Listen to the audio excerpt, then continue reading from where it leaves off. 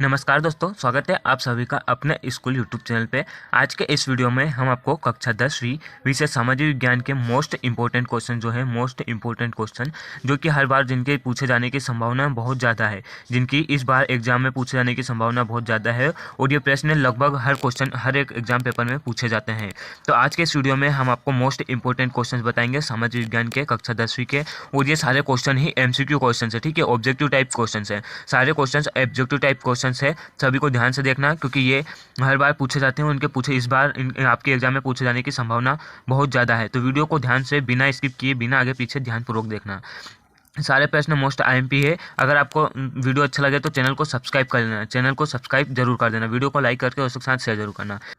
तो वैसे एक और महत्वपूर्ण बात जो कि मैं आपको बता रहा हूँ, वीडियो को जरा सा भी स्किप मत करना, आगे पीछे मत करना, क्योंकि आज के स्टूडियो में सारे इंपॉर्टेंट क्वेश्चन बताएं, सबको ध्यानपूर्वक देखना।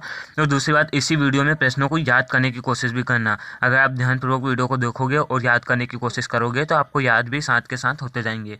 तो चलिए वीडियो को स्टार्ट करते हैं। सबसे पहला क्वेश्चन है आपका, फ्रांस की क्रांति हुई। कक्षा 10वीं सामाजिक विज्ञान का मोस्ट इंपॉर्टेंट MCQ क्वेश्चन है, जिसमें सबसे पहला प्रश्न है आपका, फ्रांस की क्रांति हुई। फ्रांस की क्रांति कब हुई ये आपको बताना है। एक बार फिर से मैं आपसे कह रहा हूँ कि वीडियो को ज़रा सा भी आगे पीछे स्किप मत कीजिएगा।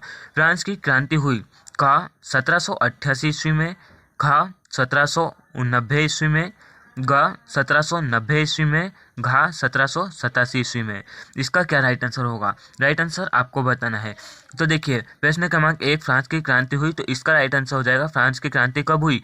फ्रांस की क्रांति हुई है दोस्तों, यहाँ पर आपका राइट आंसर हो जाएगा खा वाला। फ्रांस की क्रांति हुई है 1789 में। ठीक है दोस्तों, फ्रांस की क्रांति हुई है 1789 में। सारे प्रश्न बहुत ज़्यादा इंपॉर्टेंट है, सभी को ध्यानपूर्वक देखना। यहाँ पर अब हम देखेंगे प्रश्न क्रमांक 2। प्रश्न 2 में दिया हुआ है आपको, करो या मरो का नारा किसका था। यह तो आपको याद होगा ही होगा, क्योंकि बहुत ही ज़्यादा सरल क्वेश्चन है, ये ज़्यादातर एग्जाम में पूछे जाते हैं और ये आपको अच्छे से याद होगा ही होगा।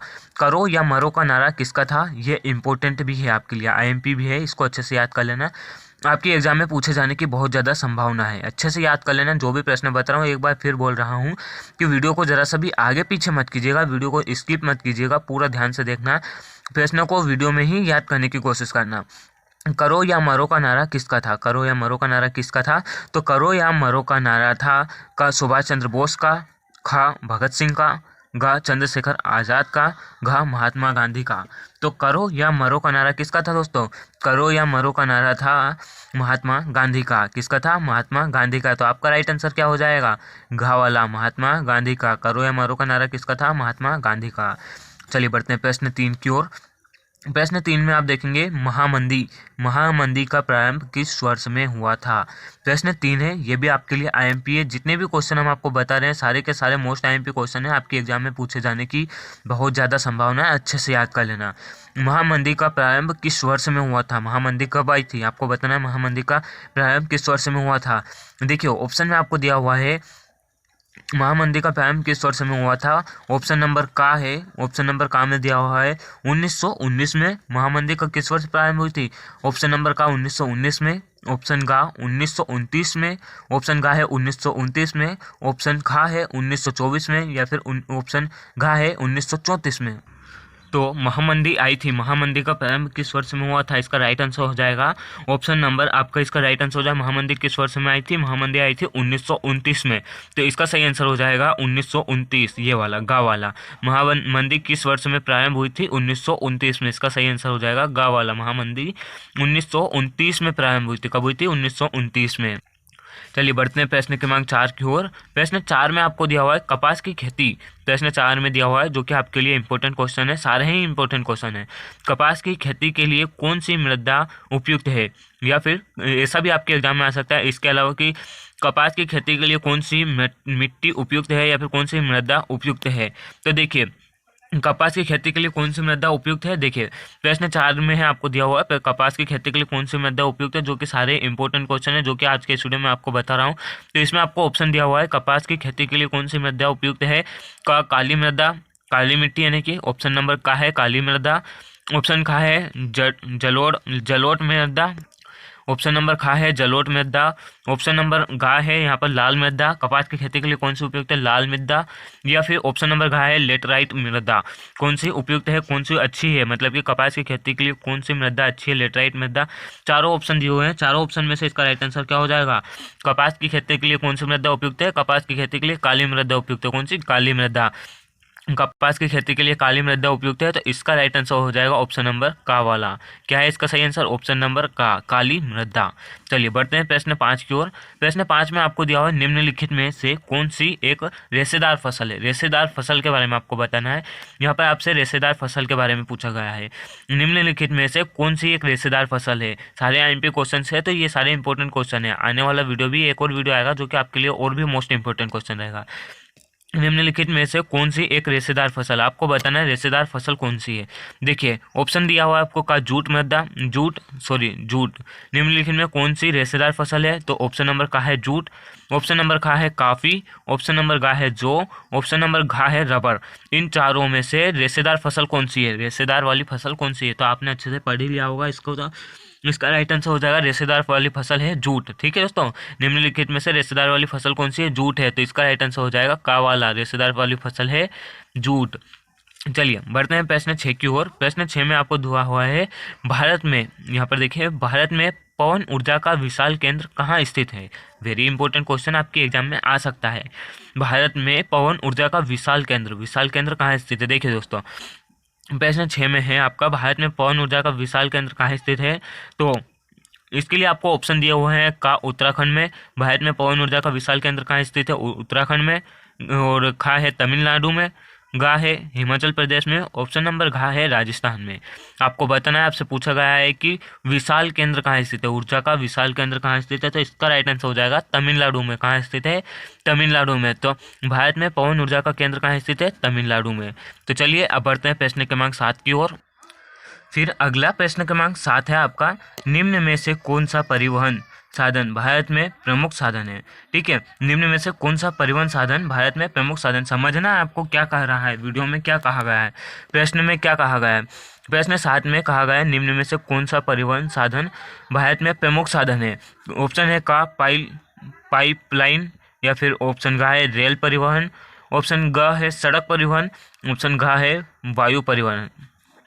वायु परिवहन। देखिए तो इसमें आपको 4 ऑप्शन दिए हुए हैं, बताना आपको सही कौन सा है। तो प्रमुख साधन जो है, प्रमुख साधन कौन सा है? प्रमुख साधन है आपका सड़क परिवहन। सड़क परिवहन प्रमुख है क्योंकि सड़क बहुत ज़्यादा काम में आती है।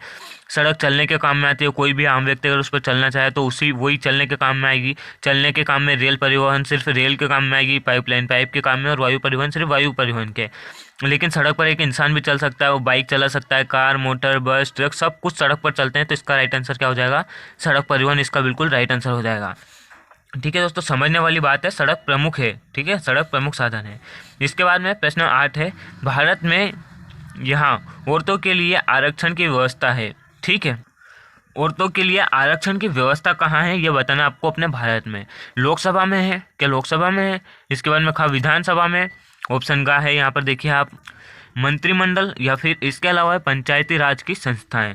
ऑप्शन नंबर आपको चारों दिए हुए हैं, इसमें राइट आंसर आपका क्या हो जाएगा? पंचायती राज की संस्थाएं। भारत में औरतों के लिए आरक्षण की व्यवस्था कहाँ है? पंचायती राज संस्थाओं में। ठीक है, तो इसका राइट आंसर क्या हो जाएगा? घ वाला इसका बिल्कुल सही उत्तर हो जाएगा। चलिए बढ़ते हैं प्रश्न 9 की ओर। प्रश्न 9 में आपको दिया हुआ है निम्नलिखित में से उत्पादन का साधन है। उत्पादन का साधन आपको बताना है, निम्नलिखित में से उत्पादन का साधन क्या है? उत्पादन का साधन है पूंजी, पूंजी उत्पादन का साधन है। इसके बाद में सेवाएं, फिर लाभ, या फिर कर। उत्पादन का साधन क्या है? तो दोस्तों उत्पादन का साधन आपका राइट आंसर हो जाएगा पूंजी। उत्पादन का साधन क्या है? पूंजी। तो इसका सही उत्तर हो जाएगा पूंजी। उत्पादन का साधन है पूंजी। चलिए बढ़ते हैं अगले प्रश्न की ओर। अगले प्रश्न में है यहाँ पर प्रश्न, भूमि एक रिक्त स्थान साधन है। यहाँ पर आप देखेंगे भूमि एक रिक्त स्थान साधन है। ऑप्शन में दिया हुआ है आपको प्राकृतिक साधन है, या फिर ऑप्शन खा है सौर ऊर्जा निर्मित है, ऑप्शन ग मानव निर्मित है, या फिर ऑप्शन खा कोई नहीं। देखिए भूमि यानी कि पृथ्वी, जमीन, आपका खेत। भूमि कैसा साधन है? भूमि ना तो मानव, क्या भूमि मानव द्वारा बनाई हुई है? भूमि मानव द्वारा बनाई हुई बिल्कुल नहीं है, ना ही सौर ऊर्जा निर्मित, और ये कोई नहीं तो हो ही नहीं सकता। भूमि कैसा साधन है? भूमि है प्राकृतिक साधन। ठीक है, इसका राइट आंसर क्या हो जाएगा? प्राकृतिक साधन। का वाला आपका बिल्कुल सही उत्तर हो जाएगा। भूमि एक प्राकृतिक साधन है। यहाँ हम लिख देते हैं प्राकृतिक साधन। ठीक है, कैसा साधन है? भूमि एक प्राकृतिक साधन है। चलिए बढ़ते हैं प्रश्न 14 की ओर। प्रश्न 14 में दिया हुआ है निम्नलिखित में से एक मिट्टी का प्रकार नहीं है। मिट्टी का प्रकार कौन सा नहीं है? मिट्टी मतलब कौन से प्रकार की नहीं है? देखिए ऑप्शन देख लेते हैं। ऑप्शन में दिया हुआ है काली, तो काली प्रकार की मिट्टी होती है, काले कलर की मिट्टी होती ही होती है, इसमें कोई तो यहाँ पर कोई संदेह नहीं है। फिर देखिए लेटराइट मिट्टी, ऑप्शन खा है पीली मिट्टी, ऑप्शन घा है सीमेंट। अब इसका राइट आंसर आप खुद ही समझ सकते हैं, इसका राइट आंसर होगा सीमेंट। सीमेंट कोई मिट्टी नहीं है, इसका राइट आंसर क्या हो जाएगा? घा वाला। चलिए बढ़ते हैं प्रश्न 15 की ओर। 15 में आपको दिया हुआ है लोह अयस्क किस प्रकार का साधन है? लोह अयस्क किस प्रकार का साधन है? तो लोह अयस्क ऑप्शन का है नवीकरण योग्य, ऑप्शन खा जैव, ऑप्शन ग प्रवाह, ऑप्शन घा अनवीनीकरण योग्य। इसका क्या राइट आंसर हो जाएगा? इसका राइट आंसर हो जाएगा घ वाला, अनवीनीकरण योग्य, अनवीकरण योग्य। इसका घा वाला बिल्कुल आपका सही उत्तर हो जाएगा। चलिए बढ़ते हैं प्रश्न 16 की ओर। प्रश्न 16 में आपका दिया हुआ है श्वेत क्रांति संबंधित है। श्वेत क्रांति किससे संबंधित है? श्वेत क्रांति दूध उत्पादन से संबंधित है, कृषि उत्पादन से संबंधित है, चाय उत्पादन से संबंधित है, या फिर यहाँ पर देखिए तो उत्पादन से। ठीक है, तो ये किससे संबंधित है? श्वेत क्रांति यानी कि श्वेत सफ़ेद, सफ़ेद क्या होता है? दूध। तो ये श्वेत क्रांति किससे संबंधित है? सफ़ेद क्रांति है, श्वेत क्रांति है दूध उत्पादन से संबंधित है। किससे? दुग्ध उत्पादन से संबंधित है। ठीक है, श्वेत क्रांति दूध उत्पादन से संबंधित है। इसके बाद में प्रश्न 17। प्रश्न 17 में हेमेटाइट, हेमेटाइट किस खनिज का अयस्क है? ठीक है, हेमेटाइट किस खनिज का अयस्क है? ऑप्शन का है लोहा का है, ऑप्शन खा जस्ता का, ऑप्शन घा मैग्नीज का, या फिर ऑप्शन घा कोयला का। तो यहाँ पर आपको सही आंसर बताना है। इसका राइट आंसर हो जाएगा यहाँ पर देखिए हेमेटाइट किस खनिज का अयस्क है? तो हेमेटाइट लोहा का अयस्क है। किसका? लोहा का। ऑप्शन नंबर का बिल्कुल सही उत्तर हो जाएगा। चलिए बढ़ते हैं प्रश्न 18 की ओर। 18 में आपको दिया हुआ है यहाँ पर देखिए झरिया प्रसिद्ध है। झरिया किस लिए प्रसिद्ध है? झरिया प्रसिद्ध है, ऑप्शन दिया हुआ है आपको कोयला, यहाँ पर देखिए ऑप्शन कोयला, ऑप्शन खा लोहा, ऑप्शन ग जस्ता, ऑप्शन घ तांबा। किसके लिए प्रसिद्ध है? यहाँ पर देखिए झरिया किसके लिए प्रसिद्ध है? झरिया है कोयला के लिए प्रसिद्ध। किसके लिए प्रसिद्ध है? कोयला के लिए प्रसिद्ध है। तो इसका राइट आंसर क्या हो जाएगा? का, ऑप्शन नंबर का, झरिया कोयला के लिए प्रसिद्ध है। चलिए बढ़ते हैं प्रश्न 19 की ओर। प्रश्न 19 में दिया हुआ है वायु परिवहन का राष्ट्रीयकरण कब किया गया? वायु परिवहन का राष्ट्रीयकरण कब किया गया था, ये बताना है आपको। तो वायु परिवहन का राष्ट्रीयकरण कब किया गया? ऑप्शन का है सन 1947 में, ऑप्शन खा सन 1953 में, ऑप्शन गा सन 1958 में, ऑप्शन घा सन 1962 में। तो इसका राइट आंसर क्या हो जाएगा? ऑप्शन यहाँ पर देखिए आपका इसका राइट आंसर क्या हो जाएगा? सन 1953 में। सन 1953 में वायु परिवहन का राष्ट्रीयकरण किया गया था। इसका राइट आंसर हो जाएगा बिल्कुल खा वाला। कौन सा राइट आंसर हो जाएगा? खा वाला। चलिए बढ़ते हैं प्रश्न क्रमांक 20 की ओर। महात्मा गांधी ने, यहाँ पर देखिए प्रश्न क्रमांक 20 है आपका, महात्मा गांधी ने असहयोग आंदोलन कब शुरू किया था? ये वेरी इंपॉर्टेंट क्वेश्चन है आपके लिए, आईएमपी क्वेश्चन है कक्षा 10वीं सामाजिक विज्ञान वालों के लिए। महात्मा गांधी ने असहयोग आंदोलन कब शुरू किया था? ऑप्शन का है सन 1919 में, ऑप्शन का है सन 1921 में, ऑप्शन का है सन 1920 में, या फिर ऑप्शन का है सन 1922 में। तो इसका राइट आंसर हो जाएगा महात्मा गांधी ने असहयोग आंदोलन 1920 में शुरू किया था। कब किया था? 1920 में। आपका ग वाला इसका बिल्कुल राइट आंसर हो जाएगा।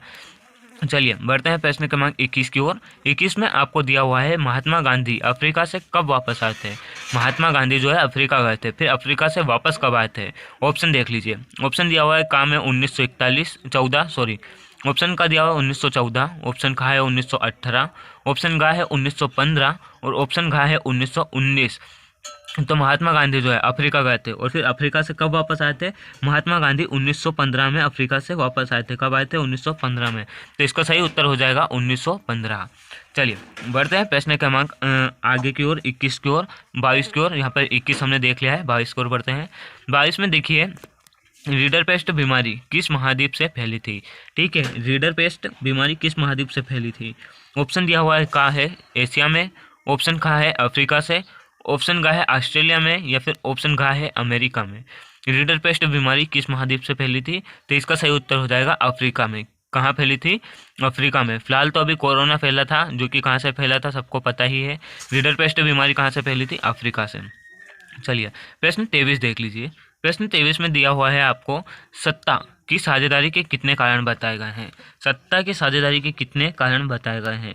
ऑप्शन दिए हुए हैं आपको। ऑप्शन का है 2, ऑप्शन का है 4, ऑप्शन गा है 5, ऑप्शन घा है 6। सत्ता की साझेदारी के कितने कारण बताए हैं, तो ये आपने जरूर पढ़ा होगा। सत्ता की साझेदारी के कितने कारण है। सत्ता की साझेदारी के 2 कारण है। कितने कारण है, 2 कारण है। तो का वाला इसका बिल्कुल राइट आंसर हो जाएगा। सत्ता की साझेदारी के 2 कारण है, का वाला इसका बिल्कुल सही उत्तर हो जाएगा। चलिए बढ़ते हैं प्रश्न 24 की ओर। 24 में आपको दिया हुआ है, यहाँ पर देखिए, ब्रुसेल्स राजधानी है। ब्रुसेल्स किसकी राजधानी है। ब्रुसेल्स किसकी राजधानी है। ऑप्शन का है यहाँ पर देखिए वियतनाम की, ऑप्शन खा है बेल्जियम की, ऑप्शन गा है नेपाल की, ऑप्शन घा है श्रीलंका की। तो इसका राइट आंसर क्या हो जाएगा, ऑप्शन नंबर खा वाला आपका बिल्कुल सही हो जाएगा। तो आज के इस वीडियो में हमने आपको जितने भी क्वेश्चन बताए हैं सारे आईएमपी क्वेश्चन है, वेरी इंपॉर्टेंट क्वेश्चन है आपके एग्जाम में आने की। अब ये नहीं सोचना है कि ऑब्जेक्टिव में आएंगे, ये रिक्त स्थान, खाली स्थान, सही जोड़ी कहीं भी आ सकते हैं, ठीक है। एक वाक्य में उत्तर दीजिए, इसमें भी आ सकते हैं। अच्छे से याद करना, अच्छे से पढ़ाई करना। मिलते हैं अगली वीडियो में, तब तक के लिए धन्यवाद। चैनल को सब्सक्राइब जरूर कर लेना।